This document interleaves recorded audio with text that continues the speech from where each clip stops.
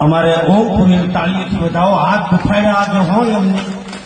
હા, અને સદુભાને એક તાળીથી અમને પણ જો દરબારનો દીકરો છે પણ દોરવા આ જોજો શીખ્યા નકર દરબારના હાથમાં આ રહ્યું હોય હે. પણ દયાગુરુ મહારાજની કોઈ સંતોના આશીર્વાદ એમના ઉપર ઉતર્યા હોય.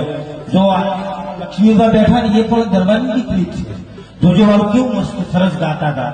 એટલે આપણા સમાજમાં રત્નો છુપાયેલા છે.